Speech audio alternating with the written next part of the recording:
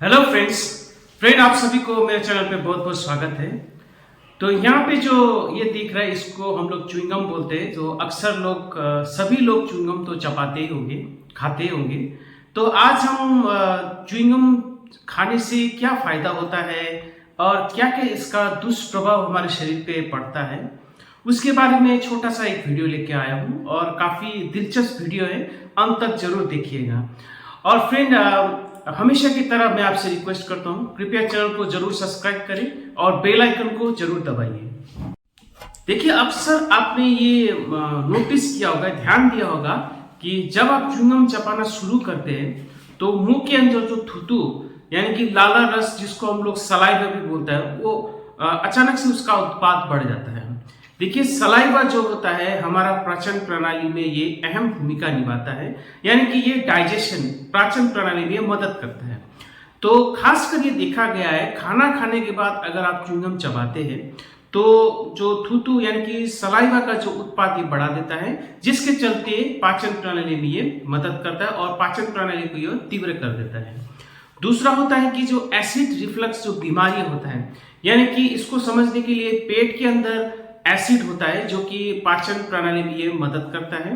तो वो एसिड हमारे मुंह और जो पेट होता है एक पाइप के जरिए जुड़ा हुआ रहता है, उसको हम लोग इसोफेगस बोलते हैं, यानी कि आम भाषा में उसको हम लोग फूड पाइप बोलते हैं।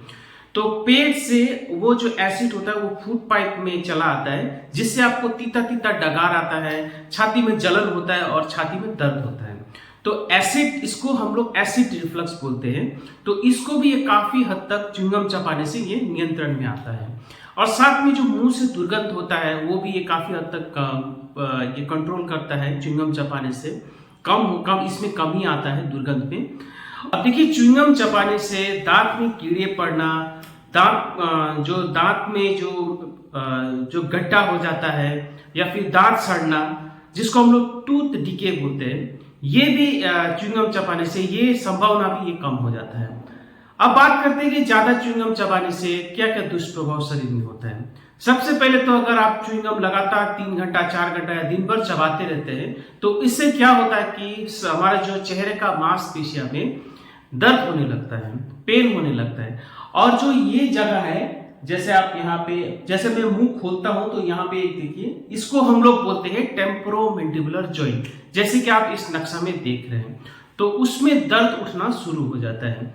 और जो टेम्पोरोमैंडिबुलर जॉइंट में भी एक आर्थराइटिस का एक बीमारी बोलते हैं। जो तो ज्यादा अगर किसी को टेम्पोरोमैंडिबुलर जॉइंट आर्थराइटिस है तो ऐसे लोग अगर च्युइंगम चबाते हैं या फिर इस जॉइंट में, इस मांसपेशियों में कोई भी बीमारी है तो ये जो बीमारी है और घातक रूप ले सकता है और जो दर्द होता है और तीव्र कर सकता है अगर आप च्युइंगम चबाते हैं तो। साथ में लंबे समय तक आपको माथा में दर्द रह सकता है और खासकर जिसको माइग्रेन की बीमारी हो, साइनस की बीमारी के चलते माथा में दर्द हो, ऐसे लोगों को च्युइंगम नहीं चबाना चाहिए। तो देखिए, ज्यादा च्युइंगम चबाने से मुंह के अंदर जीभ में चोट लग सकता है या फिर दांत से आपका छाले वगैरह उखड़ सकता है, इसको हम लोग ओरल इंजरी बोलते हैं।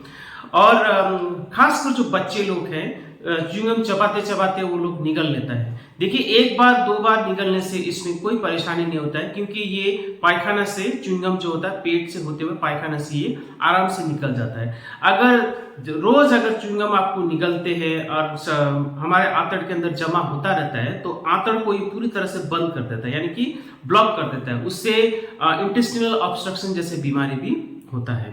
तो देखिए, च्युइंगम अगर आप खाते हैं तो कभी भी आधा घंटा से ज्यादा च्युइंगम ना चबाएं। और च्युइंगम